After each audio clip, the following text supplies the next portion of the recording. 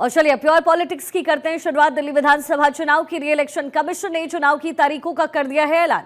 दिल्ली की सभी 70 सीटों पर एक ही चरण में चुनाव होगा।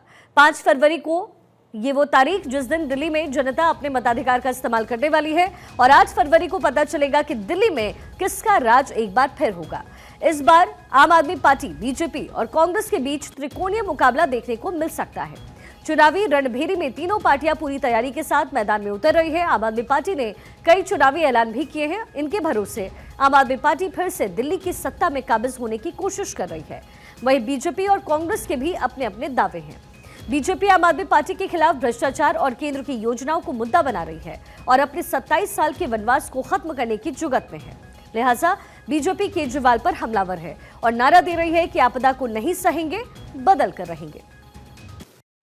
अक्षय राय मेरे सहयोगी इस समय कनेक्टेड है हमारे साथ। अक्षय, चुनाव का ऐलान हो चुका है और चुनावी दावे और जो वादे हैं वो तमाम पॉलिटिकल पार्टीज इस समय करती हुई नजर आ रही है। कहा यही जा रहा है कि दिल्ली चुनाव को लेकर के त्रिकोणीय मुकाबला होता हुआ नजर आ रहा है। दिल्ली में इस समय बीजेपी की रणनीति क्या है, क्योंकि हम देख रहे हैं लगातार मीटिंग्स हो रही है।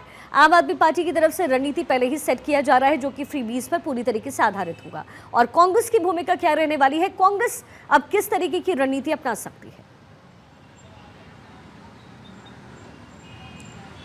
शिखा, इस बार का जो दिल्ली का दंगल है वो काफ़ी दिलचस्प होने जा रहा है और तस्वीरें जिस तरह से आने लगी हैं उससे साफ जाहिर है कि तीनों पार्टियों ने अपनी दमखम लगाना शुरू कर दिया है। बीजेपी का जहां तक ये है कि सभी राज्यों से जो बड़े नेता हैं, बड़े चेहरे हैं, उनको दिल्ली चुनाव में झोंकने की पूरी तैयारी है। साथ ही साथ 70 विधानसभा सीटों पर 70 जो प्रभारी हैं वो प्रमुख भूमिका निभाते हुए दिखेंगे।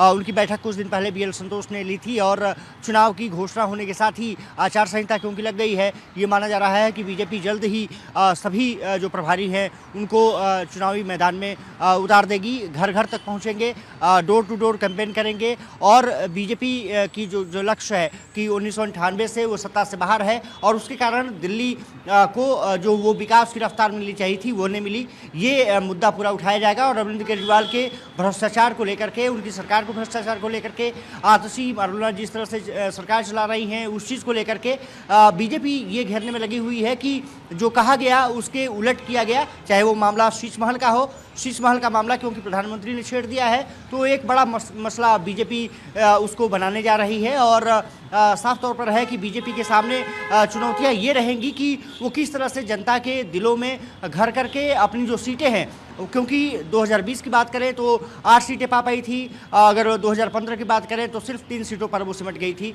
ऐसे में अब उनके सामने चुनौती है कि इन सीटों को कैसे बढ़ाया जाए। और जैसा मैंने जिक्र किया कि सभी मोर्चों को लगाया गया है, लगभग 42 से 43 कमेटियां बनाई गई हैं, वो लगातार सक्रिय हैं।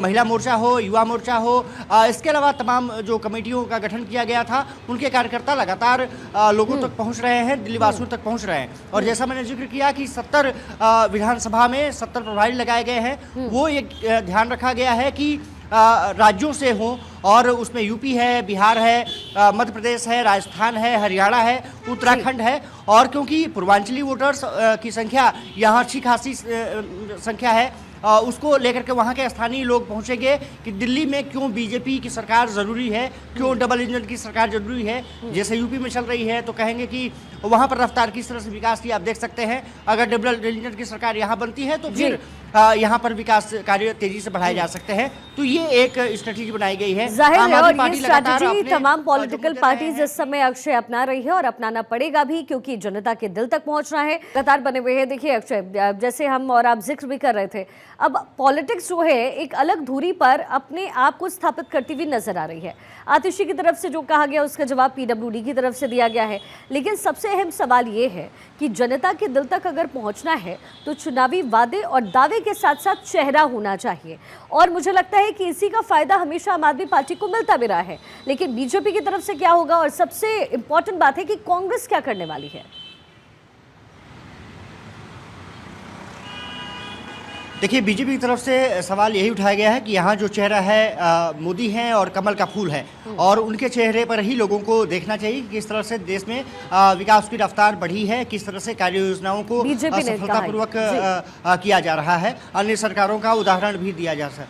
और साफ तौर पर है कि आम आदमी पार्टी इसी को लेकर के घेर रही है। कुछ दिन पहले आपने वीडियो देखा होगा कि जारी किया गया कि आखिरकार दिल्ली में दुल्हा कौन है। बीजेपी उसको कर रही है कि हमारे पास चेहरों की कमी नहीं है, लेकिन हमारा कमल का फूल जो है वो चेहरा है और मोदी सरकार की योजनाओं को हम जिस तरह से लागू कर रहे हैं और जिस तरह से आपने देखा होगा कि प्रधानमंत्री नरेंद्र मोदी ने जो 2 रैलियां की और जिस तरह से जन घोषणाओं की बारिश कर दी, लगभग 12,000 करोड़ से ज़्यादा की जो सौगात है दिल्ली और एनसीआर के लोगों को मिली, उसी मुद्दे को लेकर के बीजेपी आगे बढ़ना चाहती है और इसके लिए अब काउंटर भी करना शुरू कर दिया गया है। बीजेपी ने भी पोस्टर अभी जारी कर दिया कि 8 फरवरी को बीजेपी सरकार आ रही है, यानी कि डबल इंजन की सरकार आ रही है। आम आदमी पार्टी के अपने हैं, जैसे कि आपने जिक्र किया, बिजली फ्री, पानी फ्री और तमाम जो महिलाओं के लिए वादे किए गए हैं कि 2100 आएंगे तो सत्ता में तो 2100 रुपये देंगे। अब बीजेपी उसको काउंटर कर रही है कि अभी तक पंजाब में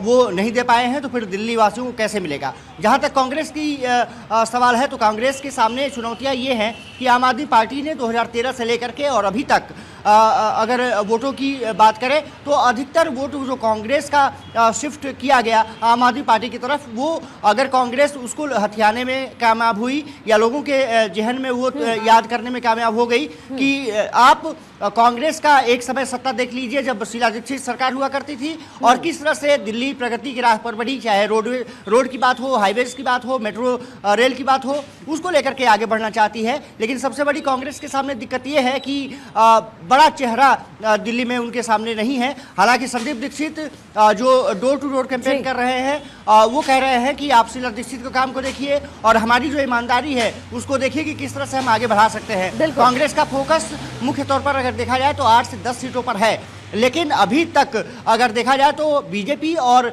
आम आदमी पार्टी में सीधा मुकाबला नजर आ रहा है। कांग्रेस कितना सेध लगा पाती है इन चुनावों में, वोटरों पर कितना प्रभाव डाल पाती है, वो तय करेगा कि दिल्ली में सत्ता किसकी होगी। सीट काफी नहीं है क्योंकि जनता के दिल तक अगर उतरना है तो तय मैंडेट को पूरा करना पड़ेगा। अक्षय, बहुत बहुत शुक्रिया इस पूरे विश्लेषण के लिए।